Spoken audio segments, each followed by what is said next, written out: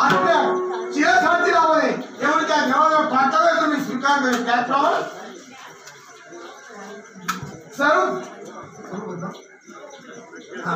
सज्जन सावंत यांच्या देवाला 50 रुपये दिले तेव्हा सज्जन सावताने देताना एका हाताने दिलेली पण एका तू देताना वाजा 100 हातांनी म्हणजे देवा तू देत नव्हती या चला म्हणजे पाय दुखायला लागले भूक तुटते असता असा पाणी पिणं घरी एक काही नाही कारण हेका काम केलं नाही आता असा होतो हैराण झाला तो नाही सावला पटा काळा दिसतात वाळवतो परत घरी टाकतात ऐसर झोपले झोपता पटाले भूके कोंडो नीचे कोंडो भूक लागली तर पाण्याची सुद्धा भाकरी घालतात आणि लिखली तर भोंड्याजरी टाकली नाही तरी झोप येत नाही पण झोप येली नाही तो उगी तो हवरे वरतच होतो झोपातो नाही कसा झाला कधी झोप काय झाला ऐसरच झोपते काय झालं तर पुण्या कामात जाते आपण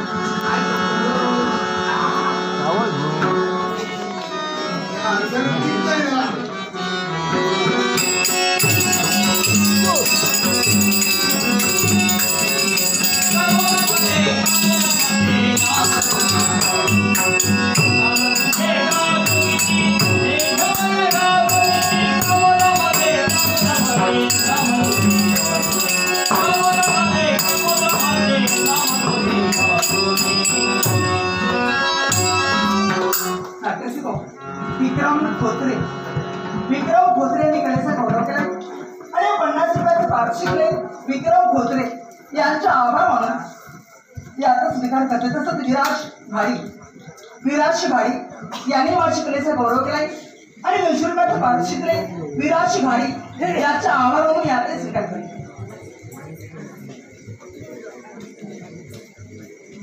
समाधान वाटते आणि याला कारण कोणतं असेल तर कामोद नगराचा त्याग केला आणि माझं जे येणं झालंय ना ते फक्त या सरोवराच्या ठिकाणी येणं झालंय पण इथे येताक्षणी खरंच माझ्या मनाला समाधान वाटू लागला आणि याला कारण ही निसर्गाची शोभा आहे हे निसर्गाचं वातावरण नाशिक राजांनी वेढलेलं हेच ज्ञानरम्य दृश्य जमिनीवर आकाशी स्पर्धा घेत आणि वर्षून असल्यामुळं या साऱ्या पुष्पण आलेला एक अगदी शोभाने त्या श्वेतकमलाची सभा घातलेलं हे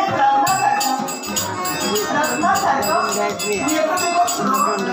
जणू काही पाहता कसे वाटतात ही वस्तू पाहिलं असेल ना तर हिरव्याच्या गवताची अवधी शोभा असं वाटतंय सगळं झोपून द्यावं आणि आपल्या मनाचं समाधान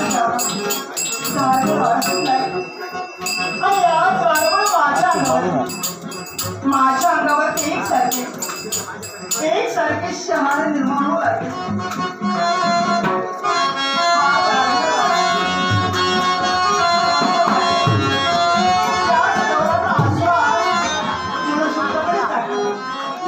आणि आपल्या मनाचं समाधान करा हो मनाचं समाधान करा आणि हाच माझा आनंद या जरा गगनात मागण्याचा झाला या जरा गगनात मागण्याचा झाला आनंद किती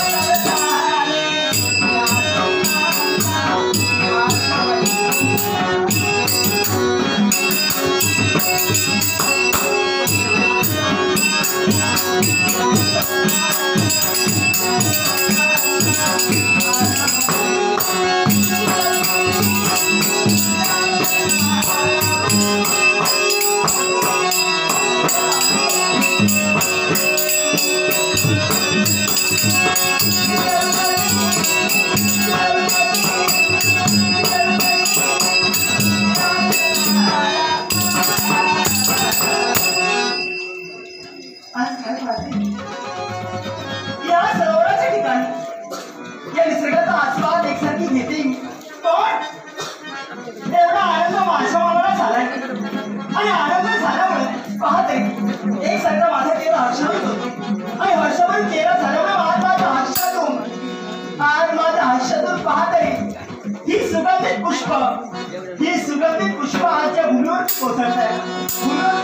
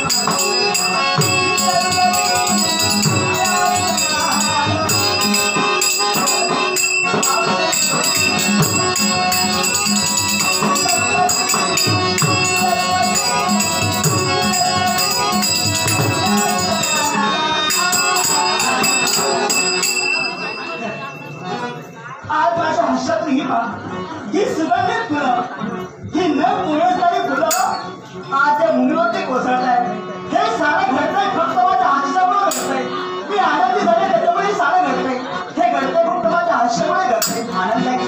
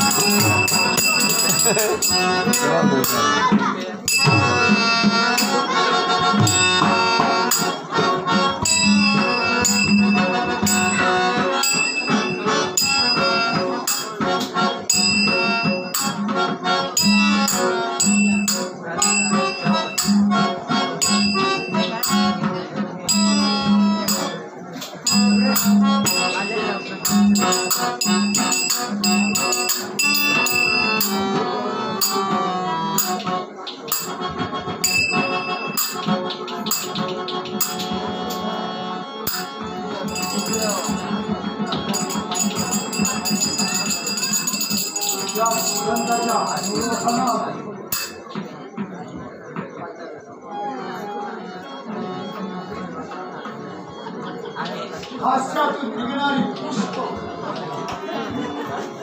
ही सुवर्णाच्या रंगाची आहे आणि हा गंध हा परिमळ एकसारखा दरवळतोय.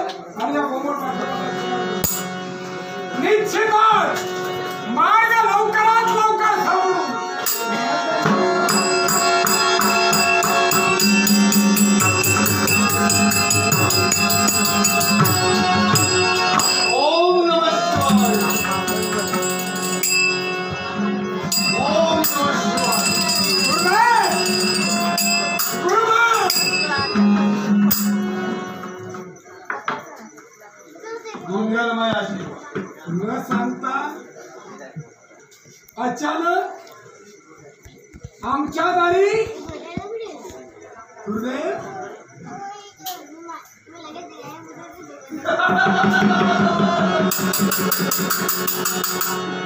माझ्या मौनातच तुला अर्थ सापडला. एवढी प्रसन्न मुद्रा, एवढा स्वास्थ्य मदान असणार नाही.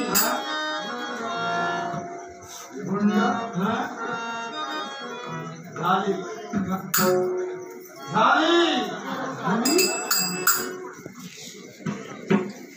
इच्छा पूर्ण झाली. माझ्या गुरुदेवांची इच्छा पूर्ण झाली. अरे वा वा. पटली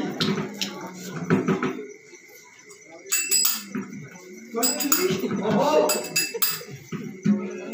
पटली हुंडा पटली आजी पटली.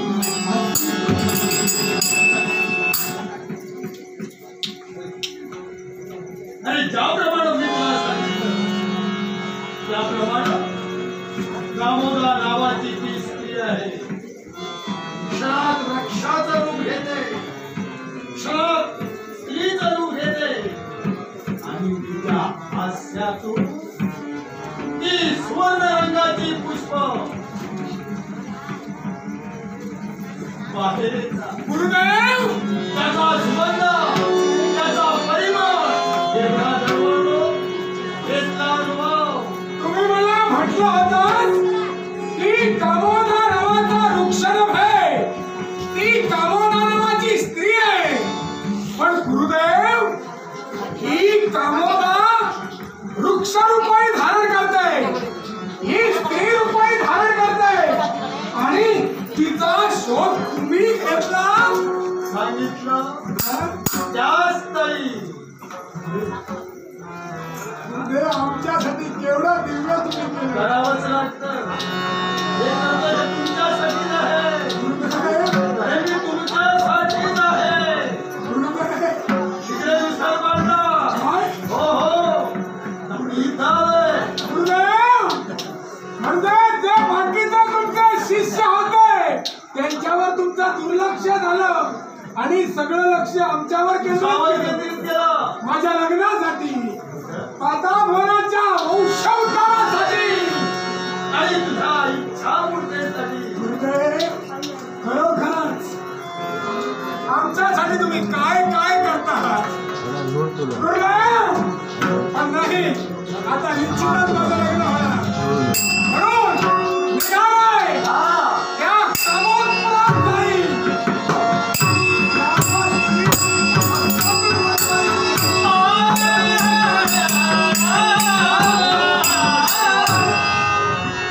तुला मार्ग दाखविला.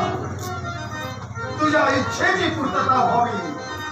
शिव शंभू महादेव तुला प्रसन्न व्हावे आणि तुझा विवाह व्हावा. दैत्य कुळाची वृद्धी व्हावी. यासाठी तुम्ही प्रयत्न केले आणि त्या प्रयत्नाला यश आले.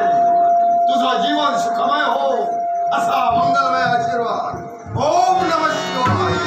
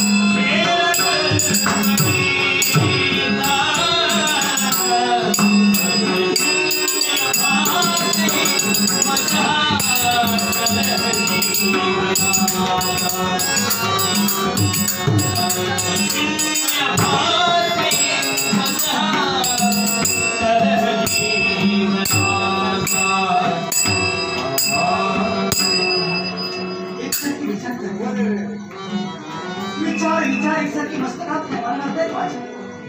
आणि विचार करते एका दृष्टीचा करते. रात्री अपरात्री मला स्वप्न भास होत आहे. रात्री अपरात्री मला स्वप्न पडताय. पण जी मला स्वप्न पडताय आणि जे मला स्वप्नात माझं दिसतंय ते सत्य आहे की असत्य यात एकसारखी विचारी कामोदा मात्र करते. माझ्या स्वप्नात मला माझा देव दिसतोय.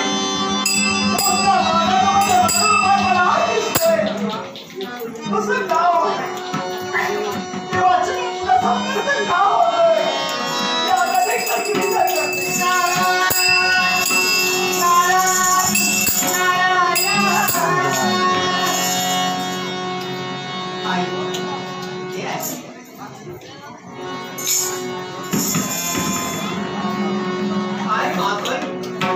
आई तुझं मी निरीक्षण करतोय.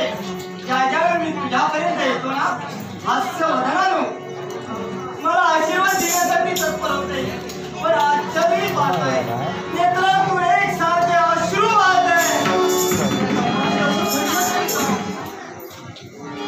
आजपर्यंत बऱ्याच वेळा आपण इथं कामोत्सवात आला. होय आल्याला आपण मला नमस्कार केला. मी तुम्हाला आशीर्वाद दिला. आज पाहत आहे नित्यशा हर्षभरीत असणारी कामोदा आज दुःखी दिसते. सुद्धा वाचताय.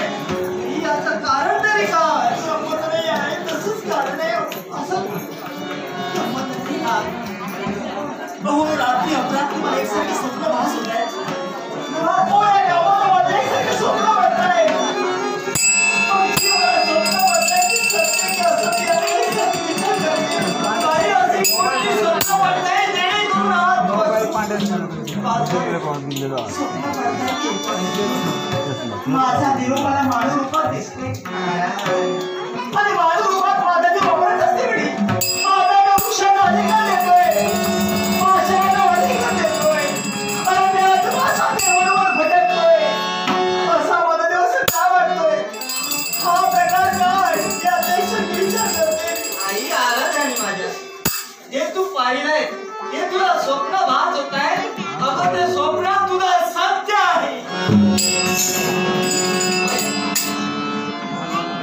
मला स्वप्न भास होतो आणि जे स्वप्नात मला बघितले ते सत्य होय ते असत्य नाही. ते ठरणारही नाही कारण विधीचं विधान आहे. हे स्वप्न पडताय ते तुला सूचक आहे होय आणि पुढे येणाऱ्या युगात काय होणार माहिती पुढे येणाऱ्या युगात मानव कोटी जन्म घेणार आहे आणि तो मर्यादा पुरुषोत्तम आणि जे आज मला माझ्या डोळ्यासमोर दिसते होय आई. आणि हे होणारच आहे तेव्हा आई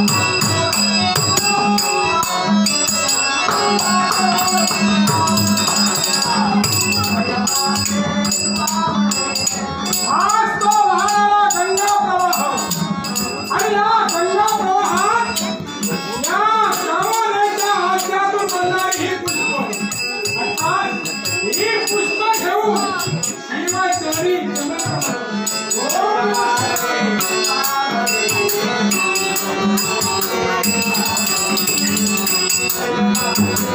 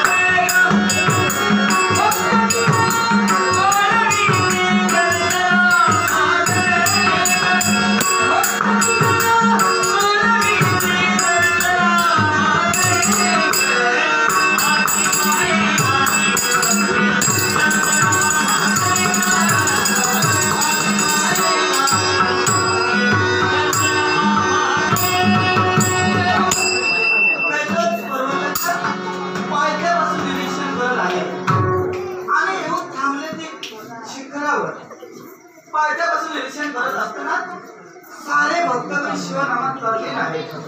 प्रत्येक भक्ताच्या मुखातील शब्द बाहेर पडतोय ओम नमः शिवाय, ओम नमः शिवाय. पण भक्त बनवो, चिंता करू नका. या पार्वती मातेचा आशीर्वाद आहे. मला माहित आहे तुम्हाला उत्सुकता लागली ती पार्वती परमेश्वराची. पण माझे स्वामी भोलेनाथ आपल्या भक्तांना दर्शन देण्यासाठी गेले असताना त्यांचं दर्शन या क्षणी तुम्हाला होऊ शकत नाही. पण शिव आणि शक्ती म्हणजे कोणी वेगळे नव्हे. शिव म्हणजे शक्ती आणि शक्ती म्हणजे शिव. म्हणूनच माझं जरी दर्शन तुम्हाला झालं तरी सुद्धा भोलेनाथांचं दर्शन समजून मनातील इच्छा तुमच्या पूर्ण करून घ्या आणि अशीच भक्ती करत राहा. कारण भक्तादी देव आणि देवादी भक्त. तुम्ही भक्तात म्हणून देवता आहे. तुम्ही भक्ती करतात म्हणून देवताचं दैवतेज वाढतं.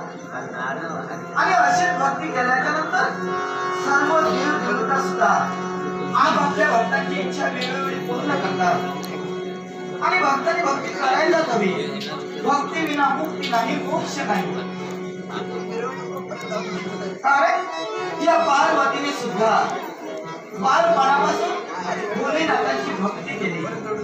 ज्या दिवशी मला कळू लागलं त्याच दिनापासून भोलेनाथांची एकनिष्ठेने भक्ती केली.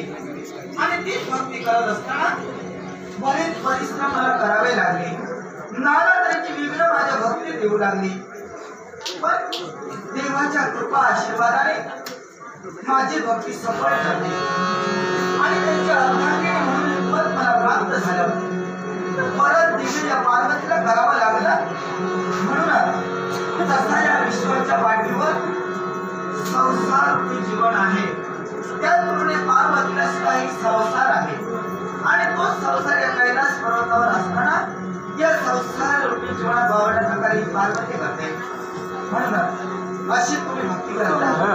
सुख शांती आशीर्वाद तुमच्या जीवनात ही पार्वती तुम्हाला देईल. शांती देईल, शांती देईल. शांती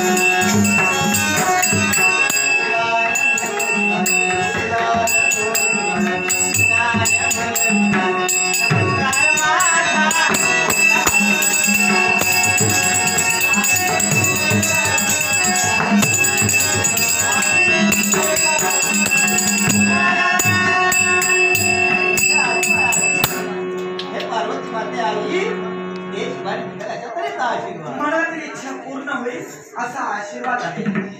नाट्य श्लोक. नाट्यप्रेमी सज्जन सावंत दशावतार नाट्यप्रेमी सज्जन सावंत यांनी बहुमत पारितोषिक त्याचप्रमाणे आमचे जिवलग मित्र एक दशावतारी कलावंत अजित मुळे राहणार घोटोर यांनी बहुमत पारितोषिक अजित मुळे यांचे म्हणतो आभार स्वीकारले. त्याचप्रमाणे मारुती घाडे दशावतारात तालरक्षक म्हणून कार्यरत असणारे उत्कृष्ट तालरक्षक मारुती घाडे राहणार गिरगाव यांनी बहुमत पारितोषिक त्यांच्या म्हणून आभार मानून स्वीकारले. त्याचप्रमाणे गिरगावाचे सुपुत्र खलनायकाची उत्कृष्ट भूमिका करणारे आमचे जिवलग मित्र दिवाकर यांनी बहुमान पारितोषिक दिवाकरांच्या मनातून आभार मानले. तेव्हा नाट्यप्रेमींचे आभार खानोलकर देशाचा नाट्य म्हणण्याची स्वीकार करते. आई माझा मुखातील शब्द ऐकले आता मनातील इच्छा पूर्ण होईल. तुझ्या मनात आशावाद झाले. तुझ्या मनालाही समाधान वाटलं पण माझ्या मनाला समाधान वाटलं नाही. नाही झालं तरी का दादा तू सहजासहजी कैलास पर्यंत येत नसतो. काहीतरी निमित्त घेऊन या कैलास पर्यंत तुझं आगमन होत असतं. मग सांग असं काय निमित्त साधून इथपर्यंत आला. आई योग्य ओळख गावा माहितीये का असं काय घडलं. मला सांग आई दिवाळीला माझ्यामध्ये कोणी सामान्य होय ना मग त्यांचा एक अपमान झाला तरी आई तू काय करशील तर का माझा सोबत अपमान झाला असेल तर ही आदिमाया आदिशक्ती सगळ्या विश्वाला भस्म केल्याशिवाय राहणार नाही. तुला ठाव मग सांग दादा त्यांचा अपमान कोणी केला. आता कोणी जाता वास्तव्य तो म्हणजे दानवेश्वर विभुंड विभुंड विभुंड सुराने काय केलं. काय केलं